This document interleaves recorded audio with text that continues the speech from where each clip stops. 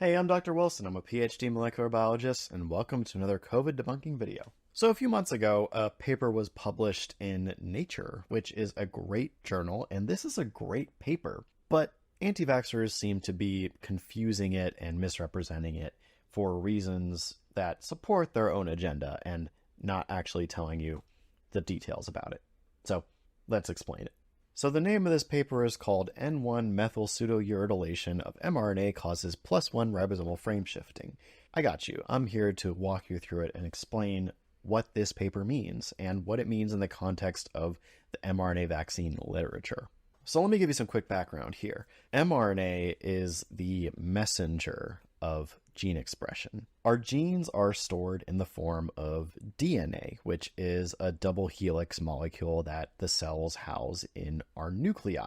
In order to get information out of the DNA, the cell needs to convert or transcribe the message stored in the DNA into the form of mRNA. Once the DNA is transcribed into RNA, it's transported outside of the nucleus into the cytoplasm, where structures called ribosomes will bind to and read the mRNA. When they read the mRNA, they can translate that genetic code into a protein. And the protein is the thing that actually does the work. The genes don't do the work, the proteins do. Think of the DNA as the recipe that's in a cookbook that's kept in a library, and then you go into that library and write down your own version of that recipe on a piece of paper. That piece of paper is the mRNA. And then you are the ribosome reading that recipe and translating it into a physical dish. And then the physical dish is the protein. That's the way gene expression works. This information comes in the form of bases. In DNA, these bases are described as 4 letters, A, T, C, and G. In mRNA, these letters are a little bit different. They're A, U, C, and G. This swapping of the letter T for the letter U is one of the hallmarks that distinguishes DNA from RNA. But these letters can be further modified into kind of special cases. And in this case, N1-methyl pseudouridine is a special modification of the letter U in RNA.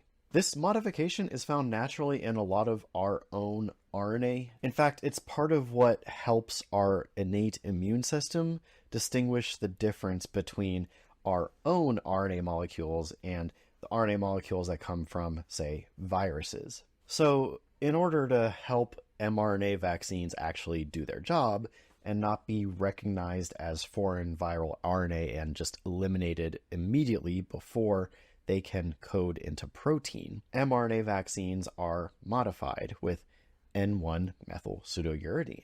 So the question is, does modifying every letter U in the mRNA vaccine technology to N1-methyl pseudouridine affect the way the ribosome reads the transcript and makes a protein? This question was asked pretty early on in the development of mRNA vaccine technology, and there are some pretty good papers demonstrating that it doesn't significantly affect the way that the ribosome reads the mRNA. For example, there's this paper published in Cell Reports in 2022 titled N1-methyl pseudouridine found in COVID mRNA vaccines produces faithful protein products. In it, they measured the protein products produced by a regular mRNA molecule and an mRNA molecule that has all N1-methyl pseudouridine substitutions. And they found that both create practically the same product, leading them to conclude that N1-methyl pseudouridine mRNA produces faithful protein products. So, sorry, a little bit more background. When a ribosome reads an mRNA, it does it in a specific way. It reads it 3 letters at a time. Each 3 letters corresponds to 1 amino acid, and a chain of specific amino acids is what makes up a particular protein. If the 3 letters that the ribosome reads gets shifted by 1, then that's called a frame shift.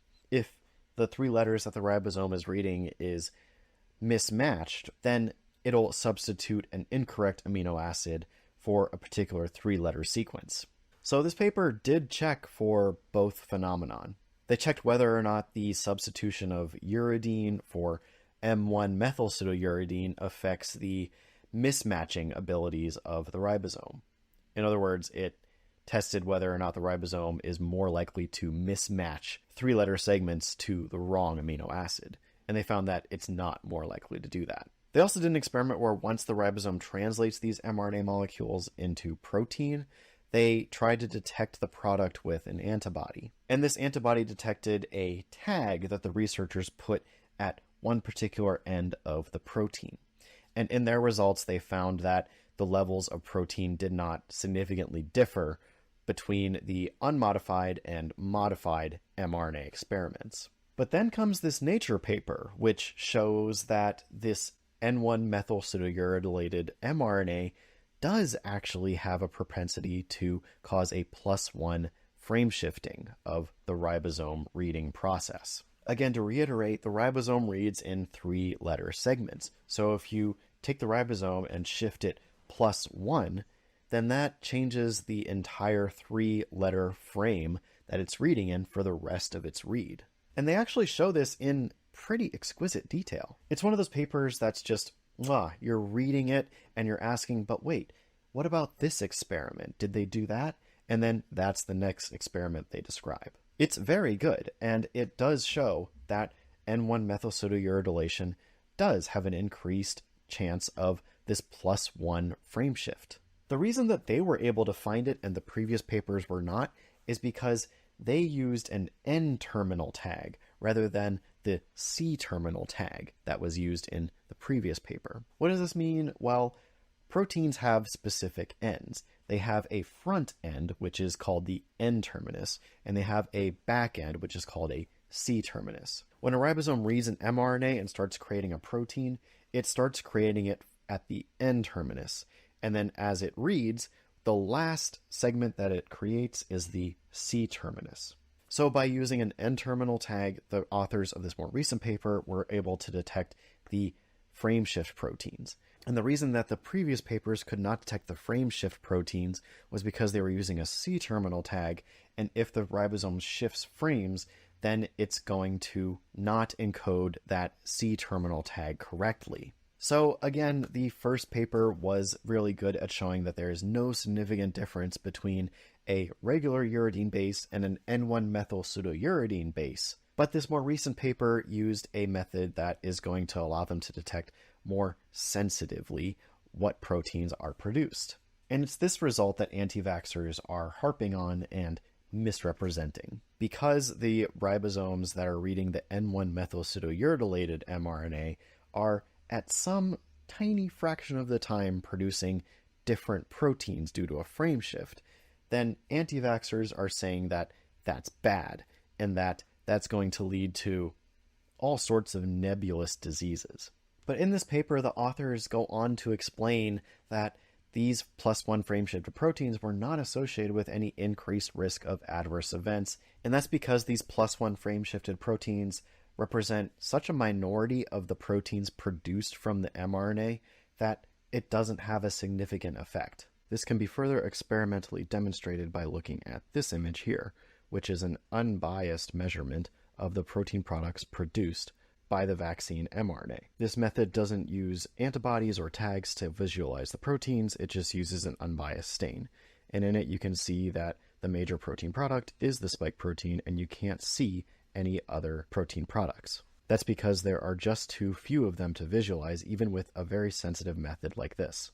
And because these frame-shifted protein products are present in such small quantities, our cells' natural abilities to deal with misfolded proteins can pretty easily deal with them. In fact, most unfolded proteins never even leave the endoplasmic reticulum. Anti-vaxxers will try to scare you by saying that frame shifting can cause all sorts of diseases, including neurodegenerative diseases, but the huge difference there, and the major thing that they're not understanding, is the fact that these frameshift mutations happen at the level of DNA. In this case, you have a mutation in your DNA, which means that you're permanently producing a frame-shifted protein. This is extremely different from what we're seeing with these mRNA vaccines, where ribosomes are extremely rarely slipping on the mRNA and creating alternative products. The intended product is there in very, very high abundance, no different from unmodified mRNA, and these frame-shifted protein products are extremely, extremely low in number. This is again further driven home by this study,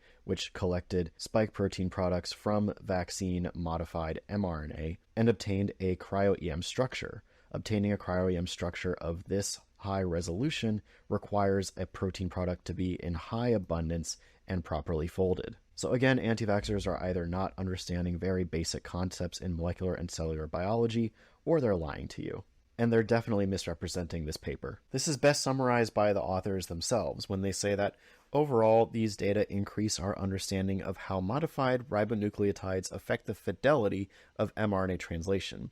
And although there are no adverse outcomes reported from mistranslation of mRNA-based SARS-CoV-2 vaccines in humans, these data highlight potential off-target effects for future mRNA-based therapeutics and demonstrate the requirement for sequence optimization. So in other words, they found that this phenomenon they observed presents no issues with SARS-CoV-2 mRNA vaccines. There's no evidence for that. But in the paper, they do steps to optimize the sequence and thereby eliminate this +1 frameshift phenomenon, which means that future mRNA-based technologies can optimize their sequence and eliminate this problem. So not only are these authors identifying a basic molecular concept that we didn't previously know about with mRNA vaccine technology, they are making it better. And that's the real take-home from this paper. It's that this issue is not apparently a problem with SARS-CoV-2 mRNA vaccines, but it's something we can look out for in future mRNA technology to make sure that it doesn't happen.